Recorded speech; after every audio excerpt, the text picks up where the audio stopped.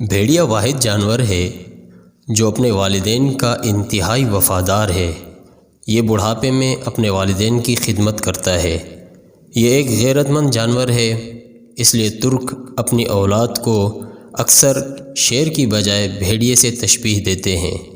بھیڑیا واحد جانور ہے جو اپنی آزادی پر کبھی سمجھوتا نہیں کرتا اور کسی کا غلام نہیں بنتا، بلکہ جس دن پکڑا جاتا ہے اس وقت سے خوراک لینا بند کر دیتا ہے۔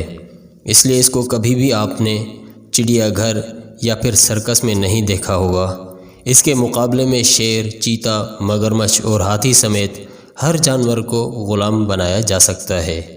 سب سے اہم بات یہ ہے کہ بھیڑیا ایک آنکھ سے سوتا ہے، اور جب بھیڑیا ایک آنکھ کی نیند پوری کر لیتا ہے تو پھر دوسری آنکھ کی نیند بھی پوری کرتا ہے۔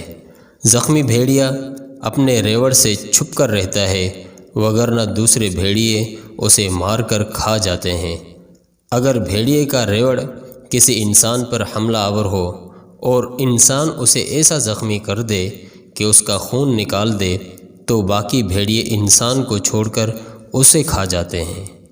بھیڑیا کبھی مردار نہیں کھاتا اور یہی جنگل کے بادشاہ کا طریقہ ہے، اور نہ ہی بھیڑیا محرم، مؤنث یعنی والدہ یا بہن وغیرہ پر جھانکتا ہے، یعنی باقی جانوروں سے بالکل مختلف بھیڑیا اپنی ماں اور بہن کو شہوت کی نگاہ سے دیکھتا تک نہیں۔ بھیڑیا اپنی شریک حیات کا اتنا وفادار ہوتا ہے کہ اس کے علاوہ کسی اور مؤنث سے تعلق قائم نہیں کرتا۔ اسی طرح مؤنث یعنی اس کی شریک حیات بھیڑیے کے ساتھ اسی طرح وفاداری نبھاتی ہے۔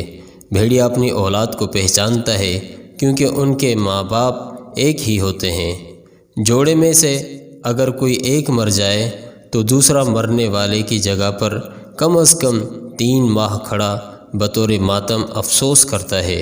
بھیڑیے کو عربی زبان میں ابن البار کہا جاتا ہے، یعنی نیک بیٹا، کیونکہ جب اس کے والدین بوڑھے ہو جاتے ہیں تو یہ ان کے لیے شکار کرتا ہے اور ان کا پورا خیال رکھتا ہے۔ ایک سبق جو باعث عبرت ہے کہ بھیڑیے بھی اپنا بہترین خیرخواہ قائد منتخب کرتے ہیں، اس لیے ترک اور منگول اس سے پیار کرتے ہیں، اور یہ ترک اور منگول کا قومی جانور بھی ہے۔ ان کا ماننا ہے کہ بھیڑیے جیسا نسلی ہونا شیر جیسا خونخوار بننے سے بہتر ہے۔